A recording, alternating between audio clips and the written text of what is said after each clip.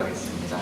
아버지 하나님 감사합니다. 예수님이 잡혀서 가시기 전에 마지막으로 제자들에게 가르치고 있습니다. 가장 먼저 한 것은 섬기라 말씀하고 있습니다. 섬기는 삶을 저희도 오늘도 살기를 원합니다. 아버지 하나님 저희들에게 그 삶을 통한 기쁨과 즐거움도 누리며 사는 저희들 되게 하여 주시옵소서. 감사드리며 예수님의 이름으로 기도드리옵나이다. 아멘. 네, 김동호 목사님 제가 이제 존경하는 목사님이었고 그 밑에서 이제 잘 배웠는데요. 제가 그분을 처음 알게 된 것은 미국의 코스타 집회라고 있습니다. 유학생들, 기독 유학생들 이제 집회가 있는데요. 그게 이제 미국에서도 하고 요즘에는 뭐 여러 나라에서도 합니다. 네, 미국 그 코스타 집회에서 그분의 이제 설교가 유명한 설교예요. 그냥 특히 유학생들한테는 인기가 많았던 설교인데 설교 제목이 고지를 점령하라 라는 제목입니다. 그러니까 유학생들이니까 자기 분야의 고지를 점령해서 그래서 하나님의 나라, 선교의 그 역할을 감당하는 선교자의 역할을 감당하는 그런 사람들이 되라, 그런 설교인데요. 거기에 예화가 하나 나옵니다. 어떤 예화가 나오냐면 그 부대의 그 사령관이 예수를 믿는데 그분이 이제 은혜를 받았어요. 은혜를 받아가지고 자기가 어떻게 봉사를 할까 이제 생각하다가 자기가 이제 금 부대에 있는 그 교회의 주일 예배에 안내를 하기로 이제 생각을 한 거예요. 근데 그냥 안내를 하지 않고 정복 있죠. 그 군복에 정복 있습니다. 이렇게 모자 쓰고 이렇게 여기 이렇게 달려 있고, 그다음에 자기 이제 별도 달려 있는 정복을 입고 와서 격려를 하고 주거를 나눠준 거예요. 격려하고 주거, 격려하고 주거. 근데 이제 그러면 어떻게 됐을까요? 그 부대에서 사병들이 사령관 격려받으러 가자. 그렇잖아요. 사령관한테 자기가 격려받을 일이 있나요? 그죠? 정복 입고 격려하고 딱 이러니까 이제 그걸 이제 그 때문에 이제 막 부흥을 한 거예요. 그래가지고 그분의 그 섬김, 가장 그 부대장으로 높은 자리에 있었지만 가장 낮은 자리에서 그렇게 모습으로 그렇게 주어를 나눠주는 바람에 이제 많은 그런 부대원들이 그 예배에 참석하게 되고 이제 교회가 부흥하고 이제 그런 은혜가 있었다, 역사가 있었다 이제 그랬는데 만약에 이제 그러는 거죠. 만약에 이등병이 있으면 어떻게 됐을까요? 이등병이 다 정보 입고 와서 격려 다 하고 받아주고 그러면 아무도 안 쳐다봤겠죠. 그냥 당연한 거니까. 그러면서 이제 그분이 하는 그 예화를 들면서 하는 말이 뭐냐면, 그래서 우리가 고지를 점령하면 선교적 역할을 하기가 이제 굉장히 쉬워진다. 그래서 이제 뭐 법대생들한테는 이렇게 이야기하는 거예요. 그 설교 중에 여러 예화가 나오는데 법대를 전공한 한 친구가 막 어디서 은혜를 받은 거예요. 특히 그 선교 집회 같은데 가면 막 갑자기 어느 순간 자기가 소원해버린 거예요. 자기가 선교사를 가는 거예요. 정신 차리고 보면 법대생인데 선교사로 소원해버린 거예요. 그 얼마나 고민이 되는 거예요. 그래가지고 마침 김동호 목사님 찾아온 거예요. 큰일 났다. 지금 법대생인데 선교사로 내가 헌신해버렸다. 어떻게 하면 좋겠냐. 김동호 목사님 아주 쉽죠? 우리나라 법 쪽에 선교사를 가려면 아마 사법고시 통과해야 될걸? 선교지가 외국만 선교지가 아니다. 거죠. 니는 네 법대생이니까 법 쪽에 들어가서 그게 선교지다 생각하고 선교사로 법 쪽에 들어가서 일을 하면 그게 선교사다. 그 대신 너 대법관 해라, 대법관. 그래가지고 그 영향력을 미쳐라. 이제 그게 이제 그 설교의 핵심이에요. 그러니까 네 분야에서 성공해서 고지를 점령해서 그런 섬김을 살면 그러면 이제 하나님의 나라가 전해지고 확장되는데 유리하다. 이제 그게 이제 설교의 핵심이고, 그래서 예수님이 낮아지라고 했는데 그거는 실력이 아니다. 낮아지라고 했다고 뭐 취직도 안 하고 사법고시 시험도 안 보고 그러면 안 된다. 그건 자세지. 실력은 높게, 자세는 낮게. 그쵸? 실력은 높게, 자세는 낮게.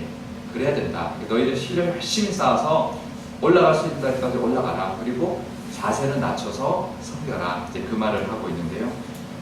오늘 말씀해 보면 제자들이 누가 더 크냐라고 다툼이 있었다라고 오늘 본문을 시작합니다. 이 상황이 어떤 상황인가요? 어제까지 무슨 일이 있었나요? 예수님이 마지막 유월절을 보내기 위해서 만찬을 했고 내가 이렇게 피가 되고 살이 될 거다. 내가 너희에게 이런 그런 것을 내가 십자가 죽음으로 이제 너희들을 이제 구원하고 이제 그런 이제 나의 앞길이 지금 남아 있다. 이제 그 이야기를 하고 이제 이걸 기억하고 전해라. 그러고 이제 그러고 있는 그 식사를 마지막 만찬을 하고 난 다음에 제자들의 모습이에요. 제자들 모습이 누가 더 크냐 그러고 있는 거예요. 그래서 요한복음에서는 이 다음에 무슨 일이 있냐면 예수님이 이제 발을 씻어줍니다. 제자들한테 발을 씻어줘요. 그냥 가르치는 것만으로 끝나지 않고 제자들 발을 씻겨주면서 내가 선생이 되어서 너희를 이렇게까지 섬겼으니까 너희도 섬겨라. 이제 그 가르침을 주시는데요. 근데 오늘 그 본문에 보면 이 다툼이 오늘만 있는 게 아니라 늘 있었어요. 늘 있었는데 그 아주 핵심되는 그 사건이 하나 있었습니다. 마태복음에 나오는데요. 그 세베대의 아들의 어머니가 찾아옵니다. 예수님께. 그래서 자기의 아들 둘 요한과 야고보를 예수님의 나라가 임할 때 좌우편에 앉게 해달라. 그렇게 요청을 합니다. 그죠? 그 세베대 어머니가 누구냐면 살로메라는 여인이에요. 근데 예수님이 십자가 돌아가실 때 십자가 밑에 4여인이 있습니다. 예수님을 따라다녔던 여자 제자들이 많은데 그 십자가 밑에 4명의 여자가 있는데요. 거기에 보면 그 3명의 마리아가 나오고 살로메가 있어요. 3명의 마리아는 우리가 잘 아는 막달라 마리아, 그 다음에 요셉과 야고보가 또 다른 야고보가 있어요. 작은 야고보라고 하는 그 어머니 마리아, 그 다음에 예수님의 어머니 마리아, 이렇게 3명의 마리아가 있고, 그 다음에 살로메라는 여인이 있는데 이 살로메라는 여인이 이 세베대의 아들 요한과 야고보의 어머니고 예수님의 이모예요. 그러니까 예수님의 어머니 마리아의 동생이에요. 그러니까 요한과 야고보가 예수님의 이종 동생들인 거예요. 그러니까 이제 친인척이잖아요. 지금 이 이모가 와서 청탁을 한 거예요. 그죠? 그게 제자들이 어떻게 됐을까요? 이게 큰일 났다. 얘 둘은 벌써 청탁까지 들어왔다. 누가 더 크냐? 예수님이 지금 예루살렘 가면 분명히 하나님의 나라가 이제 예수님이 이제 이 나라를 만들 텐데 이제 큰일 났다. 누가 더 크냐? 이제 그러고 있는 것이 지금까지 오고 있고 예수님 그 모습을 보고는 이제 말씀하시는 거죠. 큰 자가 젊은 자처럼 섬기고 다스리는 자는 그 낮은 자처럼 섬겨라. 그 말씀을 하고 있습니다. 이거는 사실은 아까 그 말했던 고지를 점령하라는 그게 이제 고지론이다라고 이야기를 많이 사람들 하거든요. 근데 그게 아니에요. 고지론은 선교적 전략을 말하는 거예요. 이런 자세로 선교해라는 거고요. 실제로 예수님이 말씀하신 그 가르침의 진짜 뜻은 뭐냐면 그렇게 살아라는 거예요. 우리의 그의 삶 자체가 그렇게 살아야 되는 것이고 우리의 기본적인 성품이 이런 섬김의 모습의 삶을 살아야 되는 것이다 라고 말하는 것입니다. 여러분들도 예수 믿으면 믿을수록 더 섬기는 모습으로 사실 수 있기를 바랍니다. 남을 더 위하고 남을 더 챙겨주고 그런 모습을 우리가 가지고 살아가는 것이 예수님이 우리에게 원하시는 모습이에요. 제가 며칠 전에 전화를 받았어요. 예전교회에 다니는 집사님인데 나이가 많으신 분이세요. 그리고 그 교구에서 가장 가난하셨던 분인 것 같아요. 제가 신방을 다녀본 결과 집이 조그마한 아파트인데 방 하나 있고 거실이 있는데 우리 그 구역장하고 저하고 그 집사님을 앉으면 딱 맞아요. 더 이상 앉을 자리가 없어요. 근데 그분이 꼭 점심을 대접해요. 대신방 있는데 그분이 점심을 대접하는데 상이 진짜 요만한데요. 거기 상에 그냥 나물들 갖가지 이제 이걸 본인이 준비하셔가지고 그게 대접을 하세요. 제가 사실 이렇게 신방을 하거나 그러면 호텔에서도 대접하시는 분도 있고 어디 한정식 하시는 분도 있고 이제 고기 하는 분도 있고 많잖아요, 그죠? 근데 제가 이제 기억나는 것 중에 정말 고마운 게 그 마음이 고마운 게 그렇게 정성스럽게 사실은 참 아주 골짜기에서 자라셔가지고 정말 가난하게 그렇게 사셨기 때문에 되게 이제 아주 진솔하면서 토속적인 그런 이제 밥상을 차려서 대접하는데 매번 그렇게 그분이 대접하는 거예요. 너무 감사하더라고요. 그분의 제 식사 대접이 기억나고요. 또 하나는 다문화 이주 여성들을 저희 교회에서 했었거든요. 예전교회에서. 거기 이제 아파가지고 못 온 가정을 이제 신방을 했어요, 부장님하고. 그랬더니 친정 어머니가, 그 베트남 친정 어머니가 집에서 먹는 쌀국수를 대접하더라고요. 근데 잠깐 우리가 가서 그냥 얼굴만 들여다본 건데 먹고 가라. 그래서 대접한 것이 참 저는 감사했는데, 그 두 분의 마음, 섬기는 마음. 우리가 섬기는 것은 뭔가 선교적인 목적을 위해서 섬기는 게 아니라 그런 분들 많이 있죠. 선거철에 많이 있습니다. 정치인들이 많이 그래요.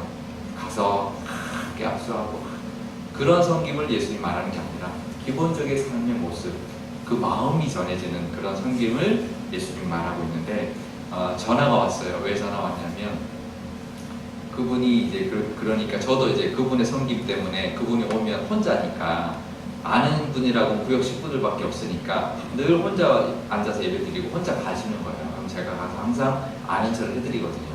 갈 때도 몰래 도망가시거든요. 그러면 꼭 악수하고 가시라고 악수를 쫓아가서 악수를 하거든요. 근데 이제 고마웠나 봐요. 제가 그 마지막에 그 교회를 사임하는 날 우시더라고요. 그분 때문에 제가 울었어요. 보통 때는 그냥 딴 때는 안 울었는데 그분 때문에 울었어요. 근데 그분이 전화가 와서 너무 보고 싶어가지고, 핸드폰도 없거든요. 아드님이 이제 그 안수 집사님인데 아드님이 왔을 때 전화번호 내놓으라고 그래가지고 그 전화번호 받아가지고 전화하셔가지고 보고 싶어서 전화했다 그러면서 이런저런 이야기 하시더라고요. 아들 이야기도 하고 손녀들 이야기도 하고, 그러고 이제 끊으셨어요. 근데 참 감사했어요. 이게 섬김의 기쁨이구나. 그분이 나를 섬겨주셨고 내가 또 와서 또 오신 것도 인사하고 그런 섬김을 했더니 그 두 분, 그분과 나와의 사이에 있는 그 관계로부터 오는 그 기쁨이 있구나. 이 섬김은 우리의 삶의 모습이어야 되고 그걸 통한 주는 즐거움과 기쁨이 있습니다. 오늘 예수님께서도 그것을 우리에게 말씀하고 있는데, 우리가 그 삶을 사시면서 하나님이 원하시는 그 삶을 살면 좋겠고요. 그렇게 살 때 우리의 자세를 보고 하나님이 높여주십니다. 하지만 높여지는 것을 바라고 그러는 것이 아니라 그 자체의 삶을 사셔서 오늘 하루도 가정에서나 직장에서나 하나님 만나는 사람들에서나 교회에서나 섬기는 삶을 사시고, 특별히 더 주변에 이제 더 소외받는 사람들, 더 낮은 사람들을 챙겨서 인사라도 하고 손이라도 잡아주는 그런 섬김을 살 때 기쁨이 있고 하나님 주시는 은혜가 있고, 또 하나님이 우리를 또 기뻐하시는 그런 우리에게 주시는 은혜도 하나님께서 있을 줄 믿습니다. 그 은혜를 누리시는 저와 여러분 되시기를 축복합니다. 기도하겠습니다. 아버지 하나님 감사합니다. 예수님께서 섬기라 하셨습니다. 내가 너희를 섬긴 것 같이, 선생이 되어서 너희를 섬긴 것 같이 큰 자가 섬기는 것처럼 섬기라 말씀하십니다. 그것은 어떤 목적을 위함이 아니라 우리의 삶의 모습이어야 되고 우리의 진심이어야 될 줄 믿습니다. 우리가 가정에서나 직장에서나 내가 만나는 사람들에게나 교회에서나 늘 섬기는 마음, 남을 챙기는 마음으로 살아가게 하여 주시옵소서. 그럴 때 우리에게 주는 기쁨이 있습니다. 즐거움이 있습니다. 하나님의 은혜가 있습니다. 그리고 그렇게 살 때 하나님께서 우리도 높여주시고 또 우리에게 채워주시는 하나님의 은혜가 있을 줄 믿사오니, 아버지 하나님 오늘도 섬기는 삶을 살게 하여 주셔서 그 섬김을 통한 기쁨을 누리는 오늘 하루가 되게 하여 주시옵소서. 감사드리며 예수님의 이름으로 기도드려옵나이다. 아멘.